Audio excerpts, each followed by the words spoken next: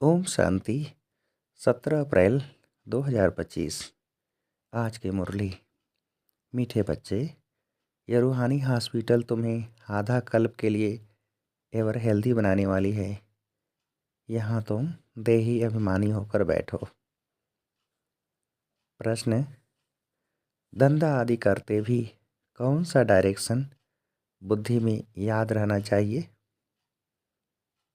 उत्तर: बाप का डायरेक्शन है तुम किसी साकार व आकार को याद नहीं करो। एक बाप की याद रहे तो विकर्म विनाश हो। इसमें कोई ये नहीं कह सकता कि फुर्सत नहीं। सब कुछ करते भी याद में रह सकते हो। ओम शांति। मीठे मीठे रूहानी बच्चों प्रति बाप का गुड मॉर्निंग। गुड मॉर्निंग के बाद बच्चों को कहा जाता है बाप को याद करो। बुलाते भी हैं, हे पतित पावन आकर पावन बनाओ। तो बाप पहले पहले ही कहते हैं रूहानी बाप को याद करो। रूहानी बाप तो सबका एक ही है। फादर को कभी सर्वव्यापी नहीं माना जाता है। तो जितना हो सके बच्चे पहले पहले बाप को याद करो। कोई भी साकार व आकार को याद नहीं करो सिवाय एक बाप के। यह तो बिल्कुल सहज है ना। मनुष्य कहते हैं हम बिजी रहते हैं, फुर्सत नहीं, परंतु इसमें तो फुर्सत सदैव है।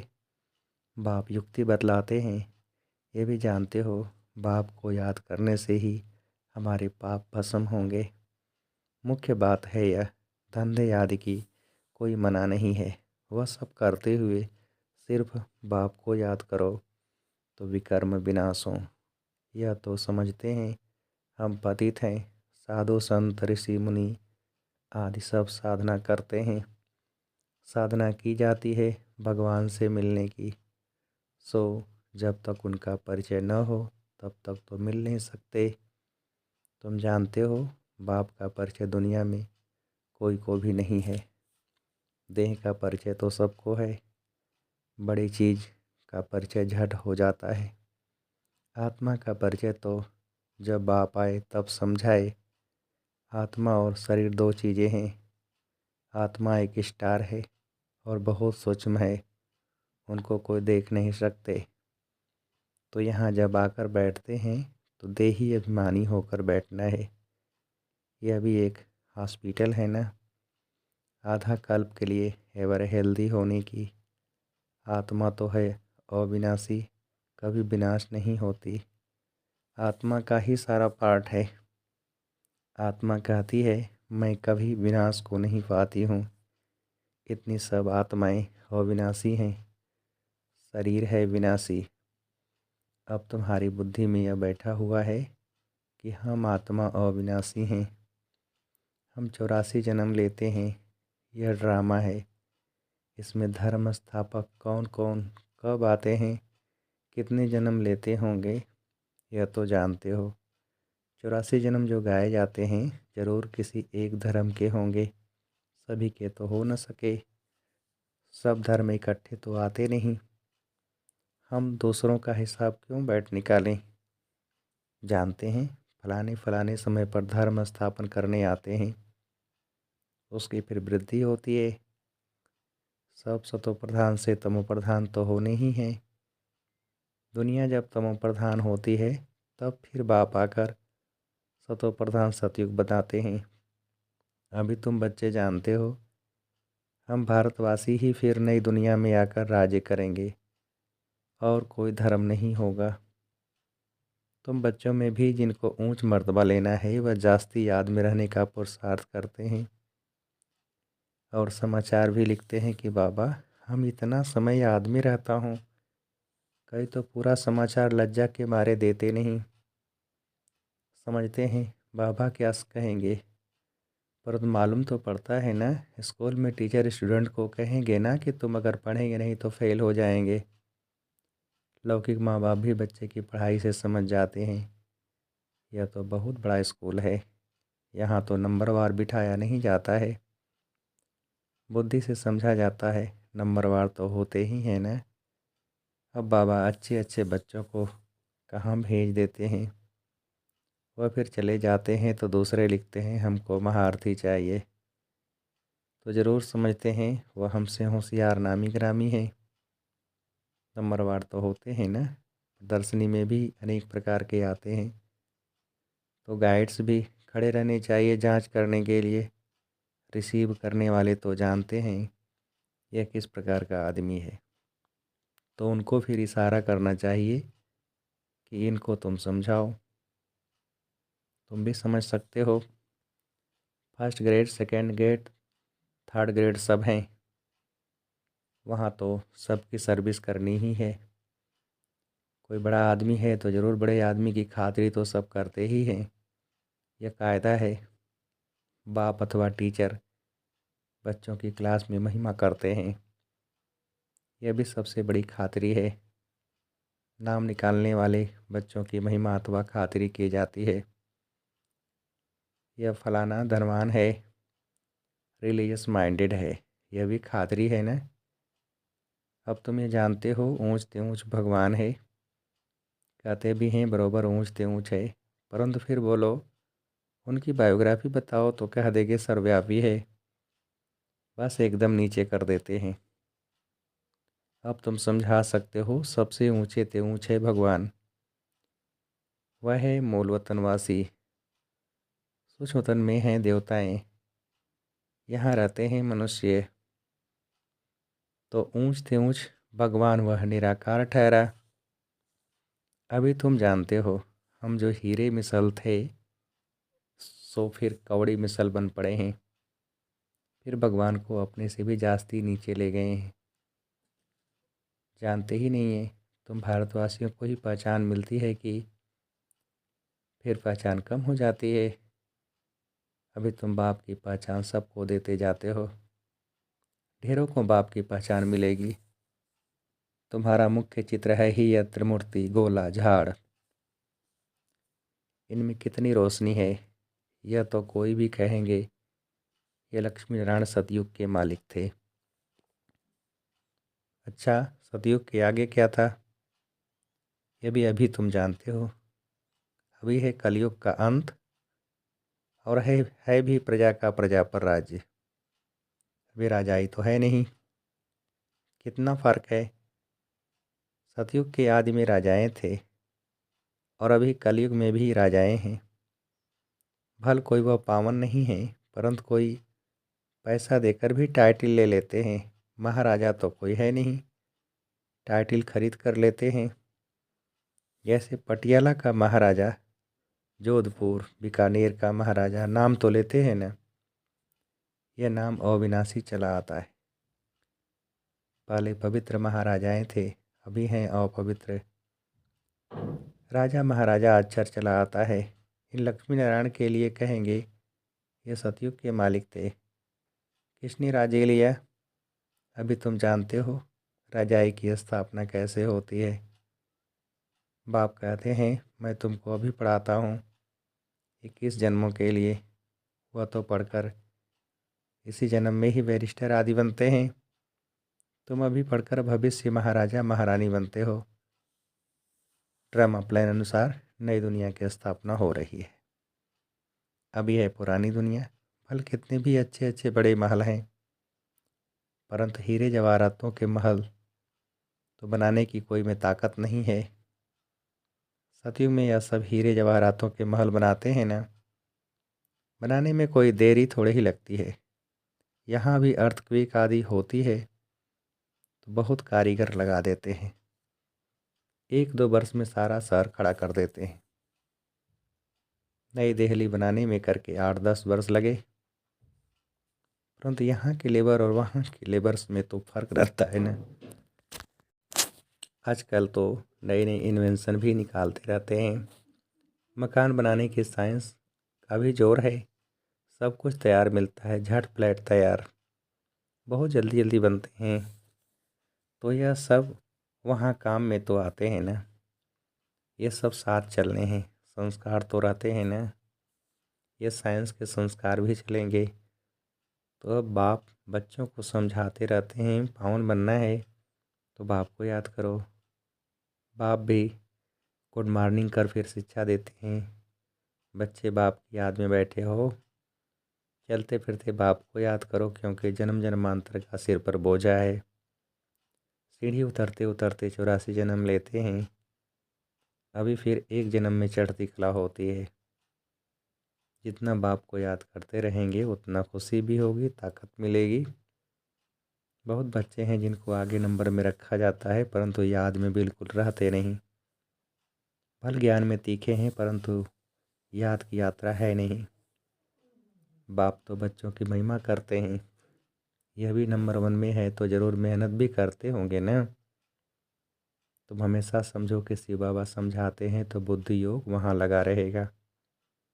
यह भी सीखता तो होगा ना, फिर भी कहते हैं बाबा को याद करो। किसको भी समझाने के लिए चित्र हैं। भगवान कहा ही जाता है निराकार को, वह आकर शरीर धारण करते हैं। एक भगवान के बच्चे सब आत्माएं भाई भाई हैं, अभी इस शरीर में विराजमान हैं। सभी अकाल मूर्त हैं। यह अकाल मूर्त आत्मा का तख्त है। अकाल तख्त और कोई खास चीज़ नहीं है, यह तख्त है अकाल मूर्त का। प्रकृति के बीच में आत्मा विराजमान होती है, इसको कहा जाता है अकाल तख्त। अकाल तख्त अकाल मूर्त का।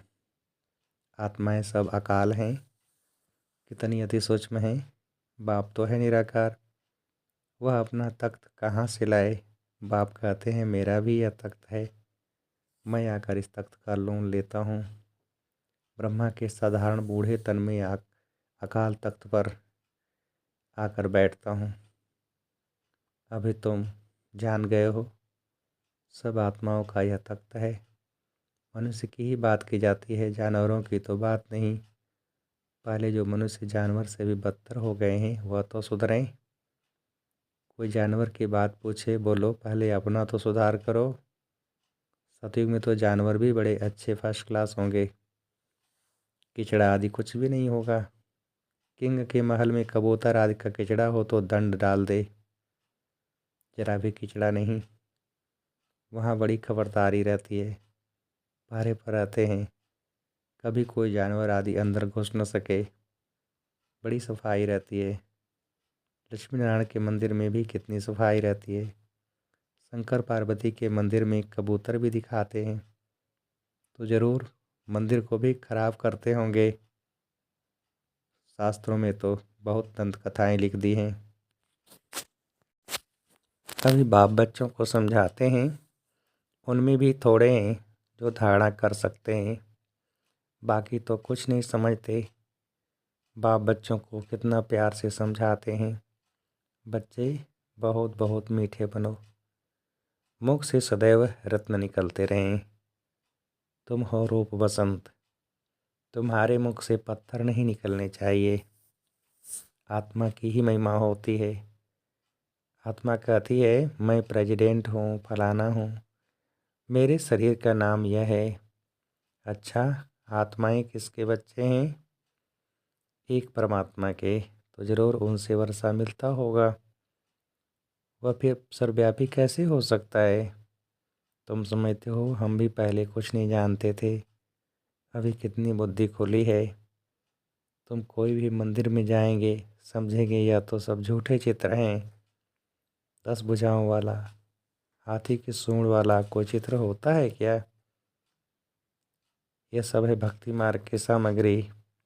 वास्तव में भक्ति होनी चाहिए एक शिव बाबा की, जो सबका सद्गति दाता है। तुम्हारी बुद्धि में है या लक्ष्मी नारायण भी 84 जन्म लेते हैं, फिर ऊंचते ऊंच बाप ही आकर सबको सद्गति देते हैं। उनसे बड़ा कोई है नहीं। ये ज्ञान की बातें तुम्हारे में भी नंबरवार धारणा कर सकते हैं। धारणा नहीं कर सकते तो बाकी क्या काम के रहे।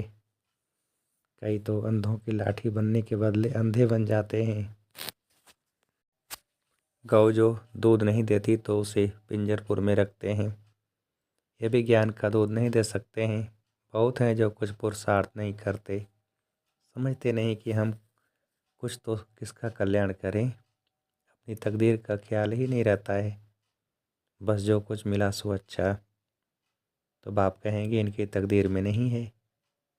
अपनी सदगति करने का पुरुषार्थ तो करना चाहिए। यही अभिमानी बनना है। बाप कितना ऊंच से ऊंच है और आते देखो कैसे पति दुनिया पतित शरीर में है, उनको बुलाते ही पति दुनिया में है। जब रावण राज बिल्कुल ही भ्रष्ट कर देते हैं तब बाप आकर श्रेष्ठ बनाते हैं। जो अच्छा पुरुषार्थ करते हैं वह राजा रानी बन जाते हैं, जो पुरुषार्थ नहीं करते वह गरीब बन जाते हैं। तकदीर में नहीं है तो तदबीर कर नहीं सकते। कोई तो बहुत अच्छा तकदीर बना लेते हैं। हर एक अपने को देख सकते हैं कि हम क्या सर्विस करते हैं। अच्छा, मीठे मीठे सिकलधे बच्चों प्रति माता पिता बाप दादा का याद प्यार और गुड मॉर्निंग। रूहानी बाप के रूहानी बच्चों को नमस्ते। हम रूहानी बच्चों की रूहानी बाप को नमस्ते। धारणा के लिए मुख्य सार। पहली पॉइंट, रूप बसंत बन मुख से सदैव रत्न निकालने हैं। बहुत बहुत मीठा बनना है, कभी भी पत्थर यानी कि कटु वचन नहीं निकालना है। दूसरी पॉइंट, ज्ञान और योग में तीखा बन अपना और दूसरों का कल्याण करना है। अपनी ऊंच तकदीर बनाने का पुरुषार्थ करना है। अंधों की लाठी बनना है। वरदान, त्रिस्मृति स्वरूप का तिलक धारण करने वाले संपूर्ण विजयी भव। विस्तार, स्वयं की स्मृति, बाप की स्मृति और ड्रामा के नॉलेज की स्मृति, इन्हीं तीन स्मृतियों में सारे ज्ञान का विस्तार समाया हुआ है। नॉलेज के वृक्ष की यह तीन स्मृतियां हैं। जैसे वृक्ष का पहले बीज होता है, उस बीज द्वारा दो पत्ते निकलते हैं, फिर वृक्ष का विस्तार होता है। ऐसे मुख्य है बीज बाप की स्मृति, फिर दो पत्ते अर्थात आत्मा और ड्रामा की सारी नॉलेज। यह तीन स्मृतियों को धारण करने वाले स्मृति भव व संपूर्ण विजयी भव के वरदानी बन जाते हैं। स्लोगन, प्राप्तियों को सदा सामने रखो तो कमजोरियां सहज समाप्त हो जाएंगी। प्राप्तियों को सदा सामने रखो तो कमजोरियां सहज समाप्त हो जाएंगी। अव्यक्त इशारे, कंबाइंड रूप की स्मृति से सदा विजयी बनो। संगम युग पर ब्रह्मा कुमार ब्रह्मा कुमारी अकेले नहीं हो सकते। सिर्फ बाप के साथ का अनुभव, कंबाइंड वन का अनुभव इमर्ज करो। ऐसे नहीं कि बाप तो है ही मेरा, साथ है ही नहीं। साथ का प्रैक्टिकल अनुभव इमर्ज हो तो यह माया का वार नहीं होगा, माया हार खा लेगी।